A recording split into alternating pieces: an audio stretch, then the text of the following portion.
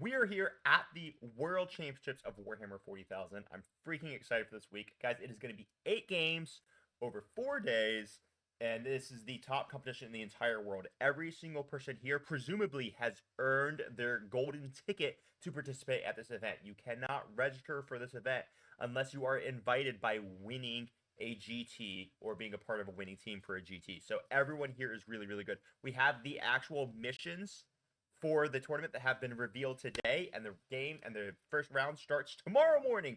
So I'm freaking excited. So I'm going to walk you guys through the missions we're playing at the World Championships. And make sure you stay tuned this week because I'll be doing prep videos basically every single morning showing you how I'm going to prepare for the upcoming day. At the end and conclusion of all this, we'll do a wrap up and I'll make sure that you guys get all the details of how my army operated. We'll go through Shettel's army because he brought a really killer AdMech list. And we'll talk about the experiences at the World Championships. Guys, this is the top level 40K, so let's talk about what these missions are. And I'm going to keep you apprised of everything that's happening this weekend. And you're going to see some faces that you're probably pretty familiar with while we talk to some of the other guys. Like I'm sure I'll run into Scary, I'll run into Nick and some of those guys while we're up here.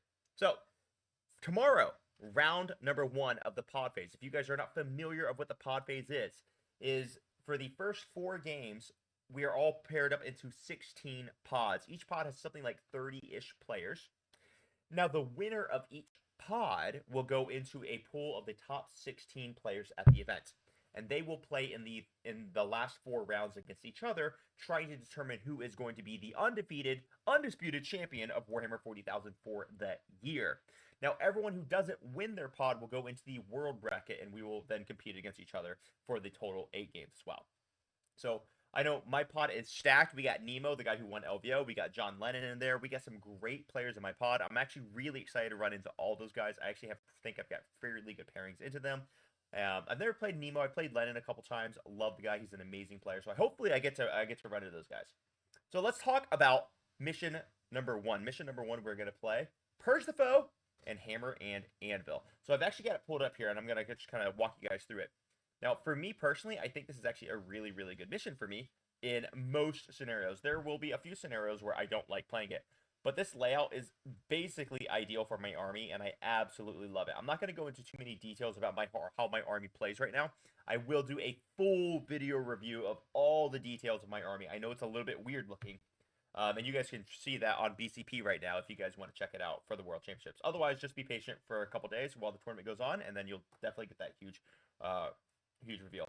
Now, on Hammer and Anvil on GW8, you just have very, very strong staging points. And this makes it really challenging for people to interact in ways that they want to interact. You could just stage very safely on your objective here. You can stage very safely here, able to get into the entire battlefield. So melee armies are going to absolutely love this map. And it's going to cause a lot of problems for several armies in the game. And since it's Purge the Foe being round 1, I think we're going to see quite a few Eldar armies get knocked out of the running for winning the World Championships on this particular mission. Now, of course, there's going to be some great Eldar players who will make it through, but this is going to be a problem round to start the game on, to start the whole tournament on. People are going to fall out. People always like to blame Purge the Foe for why they didn't win. Now, one of the cool things about this tournament that we're at here, guys, is there's zero pressure to perform because everyone here is incredible at the game and everyone here should be able to beat any other player here. So if you lose a game, it's like, yeah, well, I mean, you lost against one of the best players in the entire world. It's totally fine. So that's one of the really fun things about this event. So this is Purge the Foe, Hammer and Anvil, GWA. I love this map. I think this map does give me a bit of an advantage, and I'm really excited to see it going in round 1. Seeing this map being day 1 really makes me kind of wish I had brought my orcs. But I just couldn't risk bringing the orcs and running into like a GW4 on Crucible and stuff like that. So I'm a little bit regretting it, but I think the Dark Angels are going to like this map quite a bit. You've got amazing staging places. You've got places where you can get to your opponent. I have extremely durable units who will always be in cover. So I like my odds here. Now, mission number 2 is going to go ahead and be the Linchpin, also on GW8. So this will be tomorrow as well. The thing about Linchpin, guys, this is the mission where you actually have to hold your home field. Once again, it's actually a very similar table because you get this great staging point here, this amazing staging point holding your home field. So your natural expansion should basically never be at risk on this particular map, and your home field should be pretty much on lock as well. So Linchpin is just one of those games where it's like, okay, good luck coming and getting me on GW8. GW8 makes it actually a very, very interesting map. I like my chances there. So I'll go lay out the other maps, the other missions that we have. So mission number 3 is going to be Terraform on Crucible of Battle, and it will be on layout number 2. So what we'll do here is I'm going to clear this map, and I'm going to load in GW2. And then I'm going to go ahead and pull up Crucible of Battle for our layout 3. Or sorry, round number 3.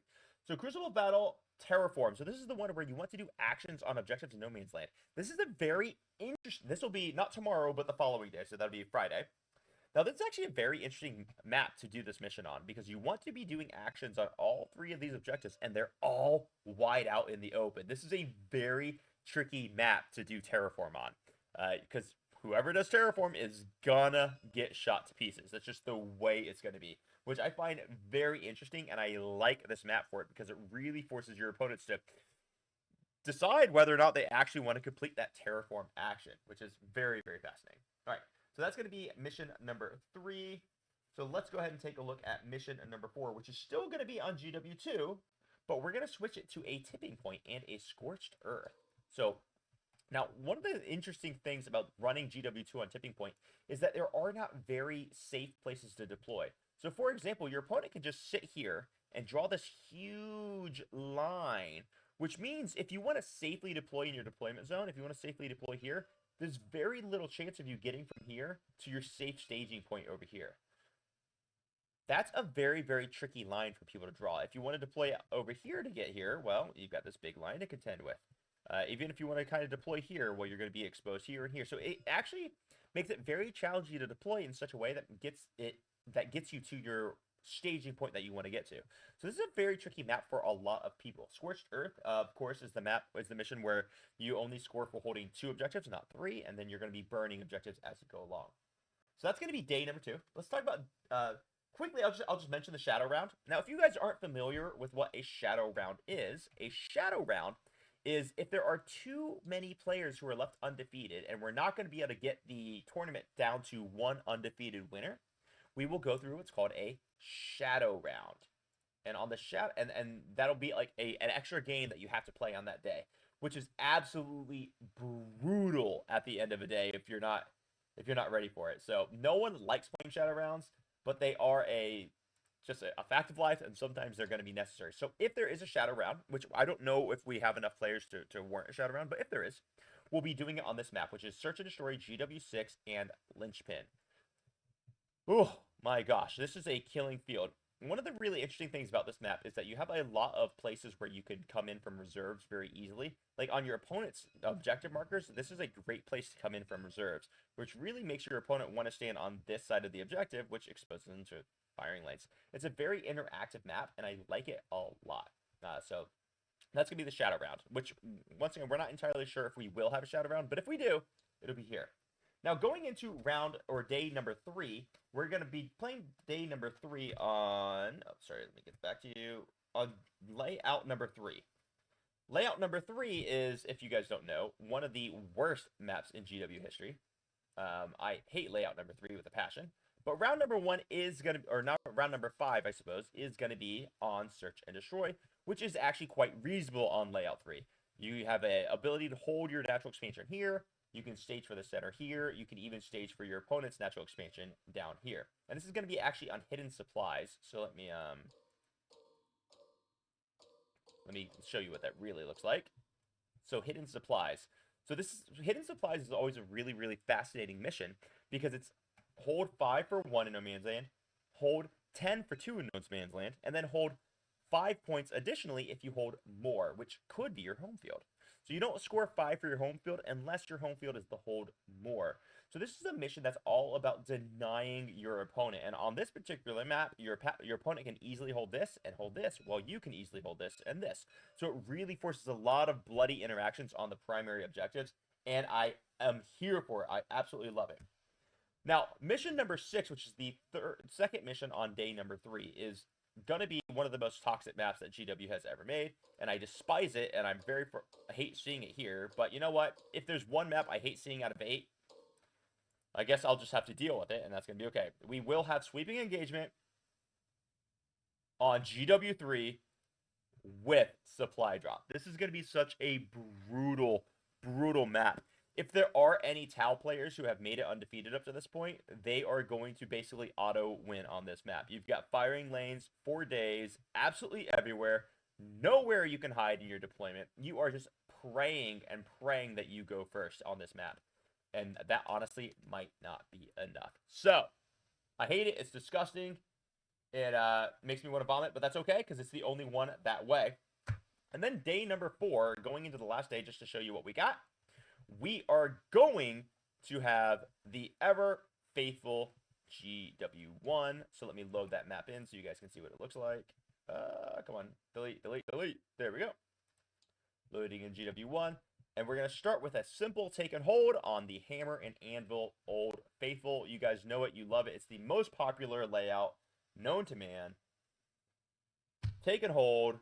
Hammer and Anvil. Beautiful. Bada bing, bada boom. And then we're going to finish it up with the very last round of the tournament with an interesting choice of GW1 on Crucible of Battle and Scorched Earth. And the reason why I think Scorched Earth is such an interesting matchup is because it's really encouraging people to go for those big burns on the home fields to try to cinch the win. So it's really forcing your opponents to get hyper aggressive in that last round. And that is very, very fascinating. So guys, these are the missions that we are playing at the World Championships of Warhammer. I'll just go through them really quickly here for you one more time.